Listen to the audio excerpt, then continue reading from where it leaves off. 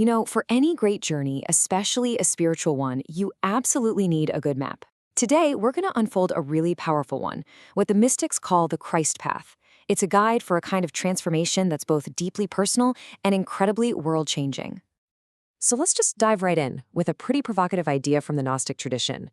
This quote is saying, hey, this isn't about waiting for some reward in the afterlife. The real journey, the real transformation, the resurrection, it's all supposed to happen right here, in this life. And if that's the goal, then having an incomplete map is, well, it's a huge problem. You could miss the entire point of the journey. What we're looking at today is a map that includes a crucial final stage, one that's often left out, and honestly, it's a stage we desperately need in our world right now. Okay, so here's our route. We're going to explore this four-stage map that starts with really deep inner work and then culminates in action that can literally change the world. Now, the traditional Christian mystical path usually talks about three stages, but the map we're exploring today, it adds a critical fourth stage that completely reframes the entire purpose of the spiritual journey. So, here are the four big signposts on our map: awakening, illumination, union, and that often overlooked final destination, birthing. Let's break down what each of these really means. What's so interesting is that this journey doesn't start with struggle, not at all.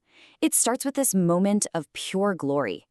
It's an awakening to your own divine nature, a sudden, incredible experience where it feels like a veil has just been lifted from your eyes.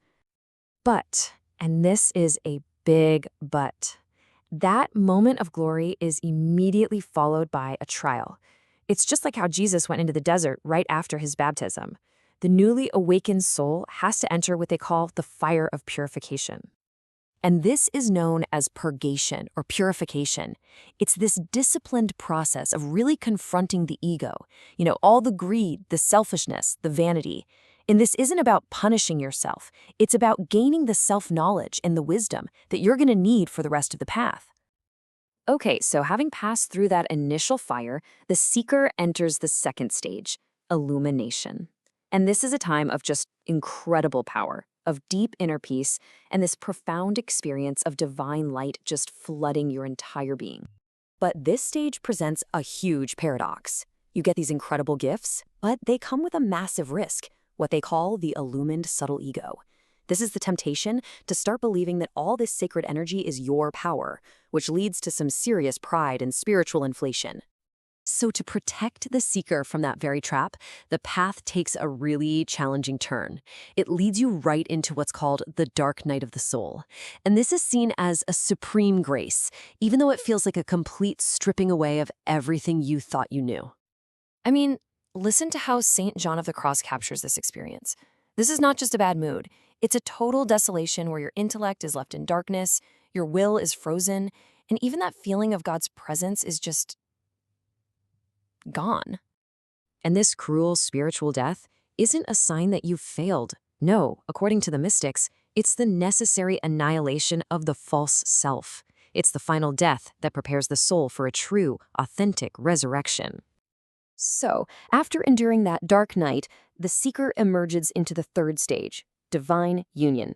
This is the resurrection. It's a state of profound peace, incredible clarity, and what's called non-dual awareness. Basically a sense of oneness with everything. In union, all the masks, all the separations, they're just gone.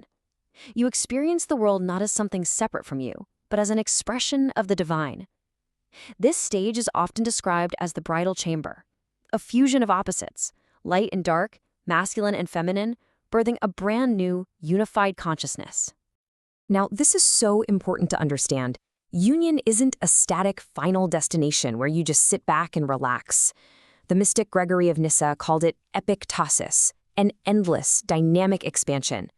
It's actually the beginning of an infinite journey, deeper and deeper into the divine. And that brings us to the final and most radical stage. This is where personal transformation becomes global action.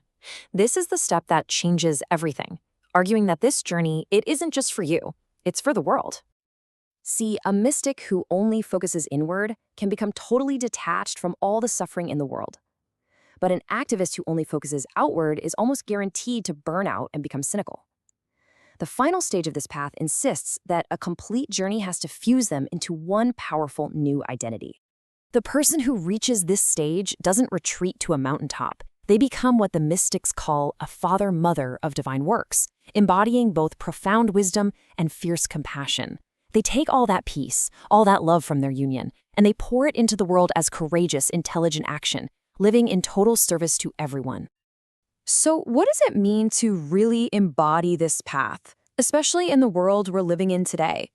It presents us with the ultimate challenge. What does it truly mean to be a divine human?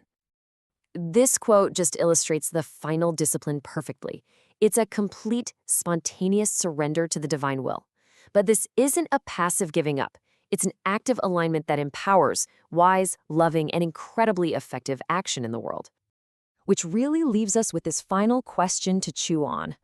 Does a true spiritual path end in quiet, personal peace? Or does it demand that we use that peace as the fuel to radically transform the world for the better?